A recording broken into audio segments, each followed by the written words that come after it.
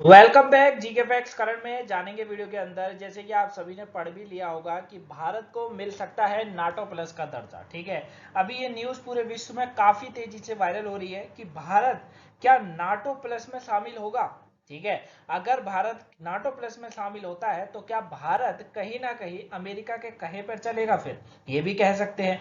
लेकिन इसका बताया जा रहा है कि अगर भारत इसमें शामिल होगा तो चीन की घेराबंदी के लिए इसे बताया जा रहा है जरूरी कि भारत को नाटो प्लस में तो शामिल हो जाना चाहिए। ध्यान से समझ लो, भारत नाटो में शामिल नहीं हो रहा है बल्कि नाटो प्लस में शामिल हो रहा है, जो कि एक अलग सेवा है नाटो की। ठीक है, चलिए पूरा विस्तार से इसको समझते हैं, चाइना की घेराबंदी कैसे करी जाएगी और पूरा इतना बड़ा विश्व है इस चाइना के पीछे ही क्यों पड़ा रहता है आखिर में, इसको भी जानने वाले हैं। ठीक है, टॉपिक इंपॉर्टेंट है बच्चा, चाहे आप किसी भी कॉम्पिटेटिव एग्जाम की तैयारी कर रहे हो या अपनी नॉलेज को गेन करने के लिए देख रहे हो तो ये काफी इंपॉर्टेंट बन जाता है। वीडियो एंड तक देखिएगा, पसंद आए लाइक सब्सक्राइब शेयर जरूर करिएगा। चलिए समझते हैं। देखिए, भारत को मिल सकता है नाटो प्लस का दर्जा। अब इसमें क्या कहा जा रहा है, सबसे बड़ा मुद्दा जो ये नाटो प्लस का देने का है वो याद रखिएगा कि देने का मुद्दा ये है क्योंकि भारत एक बढ़ती हुई अर्थव्यवस्था वाला देश है, काफी तेजी से आगे बढ़ता जा रहा है। ठीक है, पावर के मामले में भी बात करेंगे तो भारत काफी अच्छा जो है हथियारों का एक बेड़ा भारत के पास मौजूद है। ठीक है, यानी कि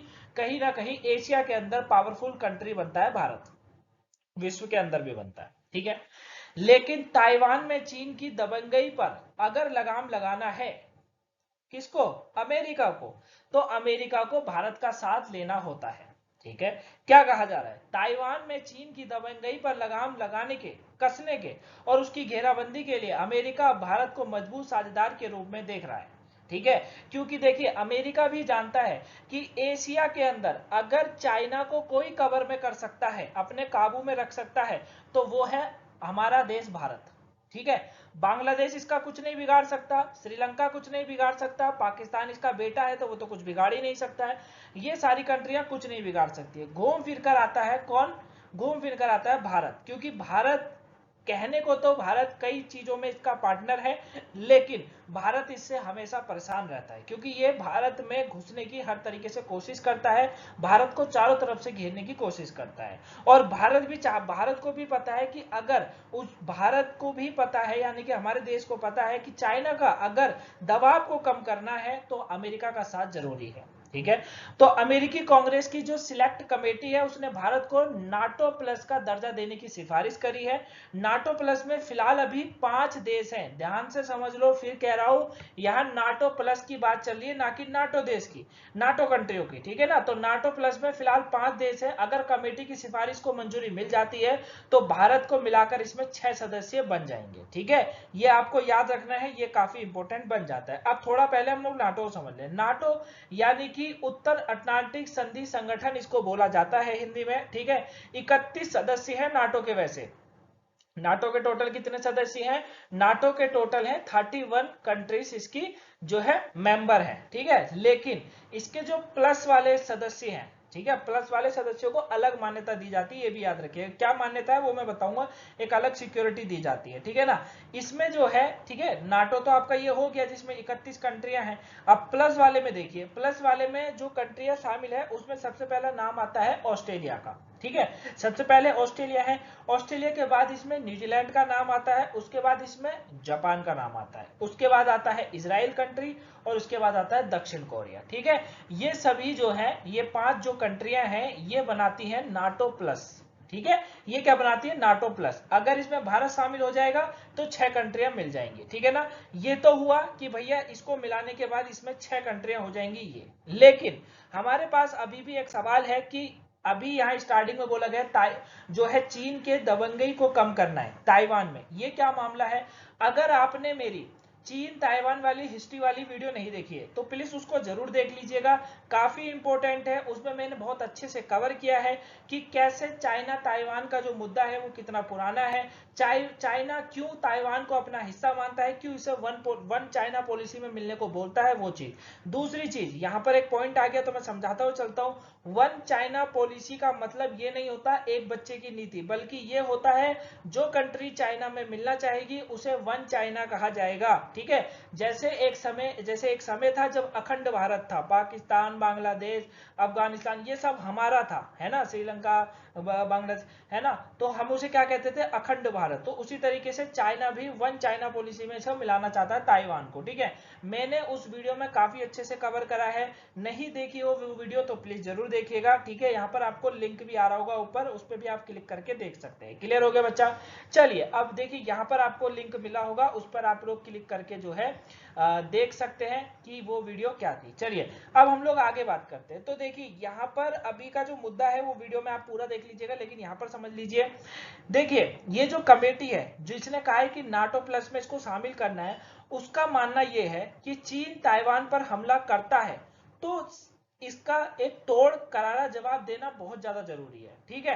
क्योंकि अभी का जो मामला है वो यही चल रहा है कि चाइना कभी भी ताइवान पर कब्जा कर सकता है या उस पर हमला कर सकता है, जैसे रशिया और क्या कहते हैं यूक्रेन का हुआ, ठीक है ना। अब दूसरी चीज ये आती है कि अब इससे कैसे निपटारा पाया जाएगा, क्या नाटो प्लस देने से निपटारा हो जाएगा? नहीं। कमेटी कहती है, जो क्वाड वाली कमेटी है, जो क्वाड वाली संगठन है जिसमें हमारा भारत भी शामिल है, ठीक है ना, जिसमें 4 देश का सहयोग है, जैसे भारत, अमेरिका, ऑस्ट्रेलिया और जापान का, ठीक है ना, इन्हें और साथ में चीन का मुकाबला करने के लिए अमेरिका को G7 देशों को साथ भी सहयोग को लेना बहुत जरूरी है, ठीक है। यानी कि अमेरिका को केवल भारत का साथ ही नहीं चाहिए, बल्कि क्वाड का साथ चाहिए, बल्कि G7 कंट्री का साथ चाहिए, ठीक है। यानी कि चाइना ने पूरे विश्व के नाक में दम कर रखा है, एक तरीके से ये कह सकते हैं, ठीक है। अब आपके दिमाग में क्वेश्चन टच करना चाहिए, आखिर में चाइना ताइवान पर क्यों कब्जा करेगा? एक छोटा सा तो द्वीप है, छोटा सा एक द्वीप है ना, एक छोटा सा द्वीप पड़ता है बिल्कुल चाइना के नीचे, उस पर कब्जा करके क्या कर लेगा? कब्जा कर लेगा तो उसका मतलब ये होगा कि पूरा विश्व टेक्नोलॉजी के मामले में चाइना का गुलाम बनकर रहेगा फिर, ठीक है। ऐसा मैं क्यों कह रहा हूं, चलिए समझाता हूं। मैंने उस वीडियो जिन्होंने भी वो वीडियो देखी होगी उनको मैं थैंक्स बोलता हूं, उन्होंने उस वीडियो में जरूर देखा होगा कि मैंने एक मुद्दा बताया था कि भैया ताइवान पर अमेरिका इसलिए ताइवान का साथ देता है और चाइना उसको इसलिए हड़पना चाहता है, इनका जो सेमीकंडक्टर है, ठीक है, यानी कि कंप्यूटर चिप्स जिसे बोला जाता है। आपको पता है आज का समय टेक्नोलॉजी का है, लेकिन टेक्नोलॉजी को जो हम लोग यूज करते हैं उसमें एक चिप लगी हुई होती है, एक जो है सेमीकंडक्टर लगा हुआ होता है, ठीक है ना। जैसे कंप्यूटर हो गया, फोन हो गया, इसमें जितने भी फंक्शन हमारे यूज हो रहे हैं वो इस ऐसी तरह की कोई चिप होती है लगी हुई, है ना।